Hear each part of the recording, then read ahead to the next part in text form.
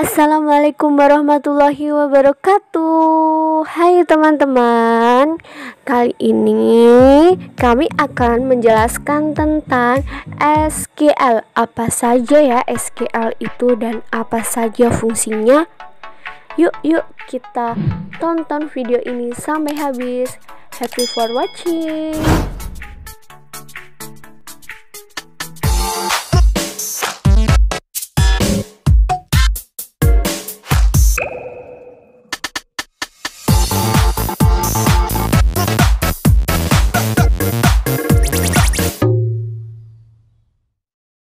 Oke, kali ini kita akan membahas tentang struktur query language atau biasa kita sebut dengan SQL.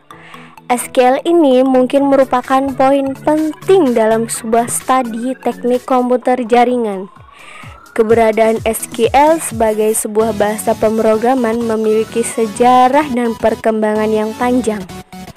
Tentu saja, perkembangan tersebut dipengaruhi oleh perkembangan dunia teknologi yang dari tahun ke tahun semakin membaik dan terus diperbaharui. Sehingga mau tidak mau banyak software diciptakan dengan teknologi baru, namun tidak menghilangkan keberadaan SQL ini. Sejarah kemunculan SQL.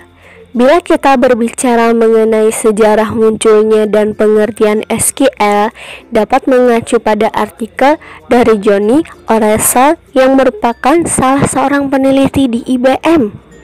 Artikel tersebut membahas mengenai ide pembuatan sebuah basis data relasional yang muncul di tahun 1970, tepatnya pada bulan Juni. Pada artikel tersebut juga dibahas mengenai kemungkinan di masa mendatang untuk menciptakan sebuah bahasa data yang standar. Oleh karena itulah kemudian muncul istilah SQL yang mengacu pada singkatan Structured English Query Language.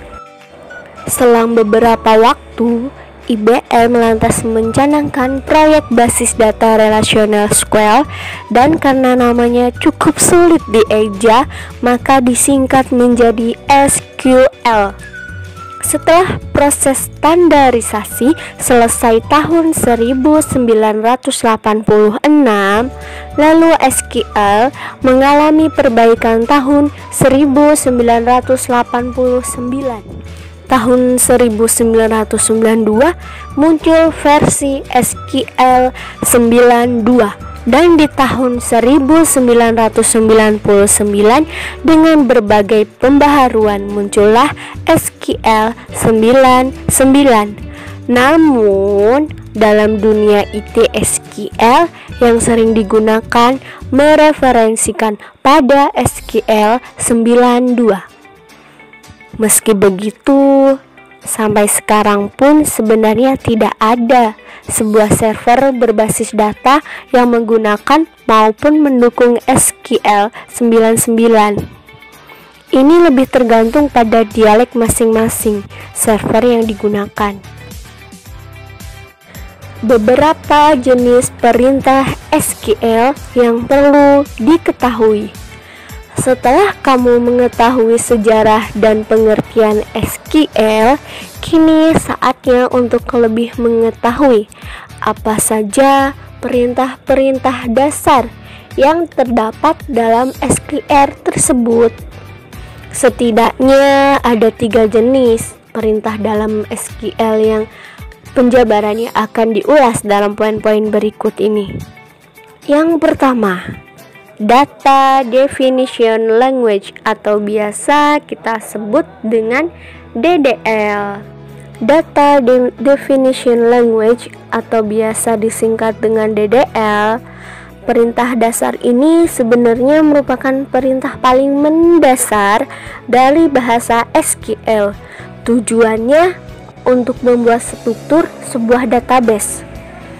Kemudian perintah dasar DDL masih dibedakan lagi ke dalam setidaknya 5 jenis perintah, yakni bisa kamu lihat di bawah ini. Yang pertama, perintah create. Sebuah perintah yang bisa kamu gunakan ketika membuat sebuah database yang baru, baik itu berupa tabel baru atau sebuah kolom baru.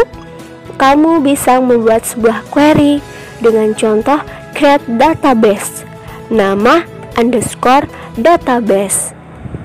Perintah yang kedua, alter, biasa digunakan ketika seseorang ingin mengubah struktur tabel yang sebelumnya sudah ada. Bisa jadi dalam hal ini adalah seperti nama tabel, penambahan kolom, mengubah, maupun menghapus kolom serta penambahkan atribut lainnya. Perintah rename. Perintah rename ini perintah yang ketiga. Dapat kamu gunakan untuk mengubah sebuah nama di sebuah tabel ataupun kolom yang ada. Bila kamu menggunakan perintah ini, maka query-nya menjadi rename table, nama underscore tabel underscore lama to nama underscore tabel baru. Perintah yang keempat, drop, bisa kamu gunakan dalam menghapus baik berupa database, tabel maupun kolom hingga indeks. Yang kelima, perintah show. Perintah DDL ini digunakan untuk menampilkan sebuah tabel yang ada. Data Manipulation Language atau biasa kita sebut dengan DML. Berikutnya, dalam pengertian SQL dikenal dengan adanya Data Manipulation Language atau DML. Seperti namanya, perintah dasar SQL ini bertujuan untuk memanipulasi data yang ada dalam sebuah database. Perintah dalam DML juga terbagi ke dalam 4 jenis. Beberapa di antaranya adalah insert, select, update, dan delete. Perintah yang pertama, insert. Kamu bisa menggunakan perintah ini untuk memasukkan sebuah record baru di dalam sebuah tabel database. Yang kedua, perintah select. Pada perintah ini, kamu dapat menggunakannya dalam menampilkan maupun mengambil sebuah data pada tabel. Tabel yang diambil pun tidak hanya sebatas pada satu jenis, melainkan lebih dari satu tabel. Perintah yang ketiga, perintah update. Ini dapat kamu gunakan ketika ingin melakukan pembaruan data di sebuah tabel. Contohnya, jika ada kesalahan ketika memasukkan sebuah record, kamu tidak perlu menghapusnya dan bisa diperbaiki menggunakan perintah ini. Yang keempat, perintah delete. Perintah DML ini dapat digunakan ketika kamu ingin menghapus sebuah record yang ada dalam sebuah tabel. Bukan menghapus kenangan ya.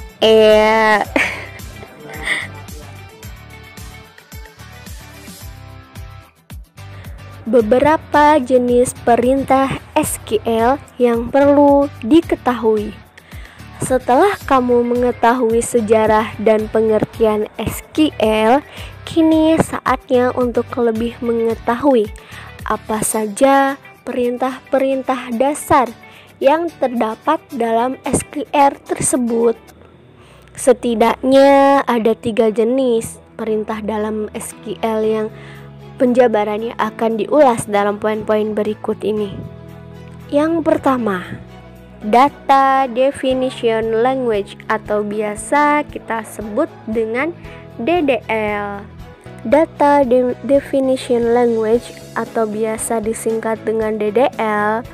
Perintah dasar ini sebenarnya merupakan perintah paling mendasar dari bahasa SQL. Tujuannya untuk membuat struktur sebuah database. Kemudian, perintah dasar DDL masih dibedakan lagi ke dalam setidaknya 5 jenis perintah, yakni bisa kamu lihat di bawah ini. Yang pertama, perintah create. Sebuah perintah yang bisa kamu gunakan ketika membuat sebuah database yang baru, baik itu berupa tabel baru atau sebuah kolom baru. Kamu bisa membuat sebuah query dengan contoh create database, nama underscore database. Perintah yang kedua, alter, biasa digunakan ketika seseorang ingin mengubah struktur tabel yang sebelumnya sudah ada. Bisa jadi dalam hal ini adalah seperti nama tabel, penambahan kolom, mengubah, maupun menghapus kolom serta penambahkan atribut lainnya. Perintah rename. Perintah rename ini perintah yang ketiga. Dapat kamu gunakan untuk mengubah sebuah nama di sebuah tabel ataupun kolom yang ada. Bila kamu menggunakan perintah ini, maka query-nya menjadi rename table, nama underscore tabel underscore lama to nama underscore tabel baru. Perintah yang keempat, drop, bisa kamu gunakan dalam menghapus baik berupa database, tabel maupun kolom hingga indeks. Yang kelima, perintah show. Perintah DDL ini digunakan untuk menampilkan sebuah tabel yang ada. Data Manipulation Language atau biasa kita sebut dengan DML. Berikutnya, dalam pengertian SQL dikenal dengan adanya Data Manipulation Language atau DML. Seperti namanya, perintah dasar SQL ini bertujuan untuk memanipulasi data yang ada dalam sebuah database. Perintah dalam DML juga terbagi ke dalam 4 jenis. Beberapa di antaranya adalah insert, select, update, dan delete. Perintah yang pertama, insert. Kamu bisa menggunakan perintah ini untuk memasukkan sebuah record baru di dalam sebuah tabel database. Yang kedua, perintah select. Pada perintah ini, kamu dapat menggunakannya dalam menampilkan maupun mengambil sebuah data pada tabel. Tabel yang diambil pun tidak hanya sebatas pada satu jenis, melainkan lebih dari satu tabel. Perintah yang ketiga, perintah update. Ini dapat kamu gunakan ketika ingin melakukan pembaruan data di sebuah tabel. Contohnya, jika ada kesalahan ketika memasukkan sebuah record, kamu tidak perlu menghapusnya dan bisa diperbaiki menggunakan perintah ini. Yang keempat, perintah delete. Perintah DML ini dapat digunakan ketika kamu ingin menghapus sebuah record yang ada dalam sebuah tabel. Bukan menghapus kenangan ya.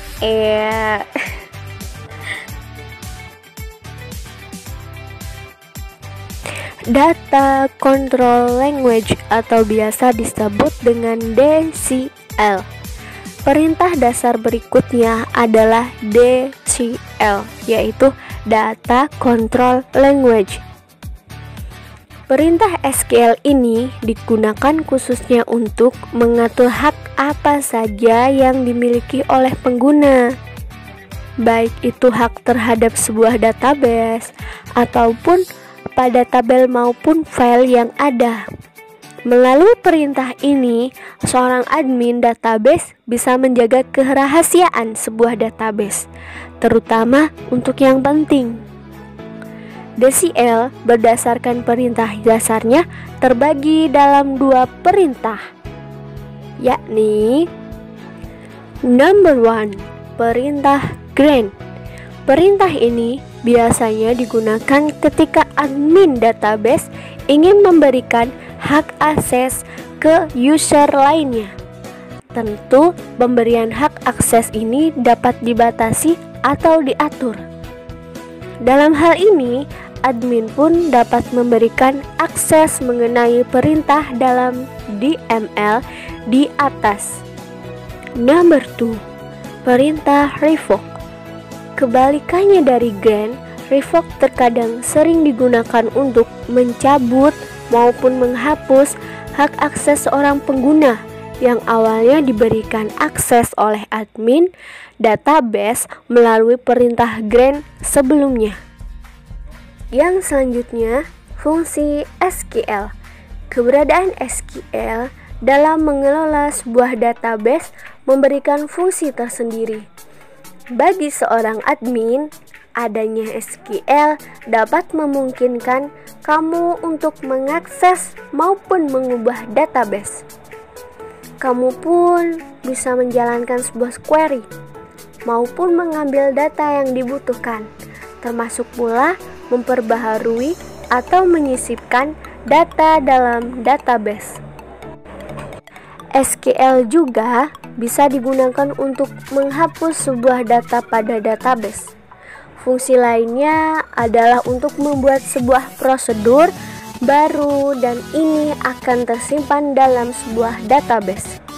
Selain itu juga bisa mengatur hak akses dalam tabel, prosedur, maupun hal-hal penting lainnya. Jadi teman-teman, bisa disimpulkan bahwa pengertian SQL adalah sebagai sebuah bahasa khusus yang digunakan ketika membuat maupun mengolah database dalam sebuah website. Ketika mengolah website, kamu pun perlu menggunakan layanan hosting terbaik agar keperluan website dapat berjalan dengan baik. Selamat mencoba dan semoga bermanfaat.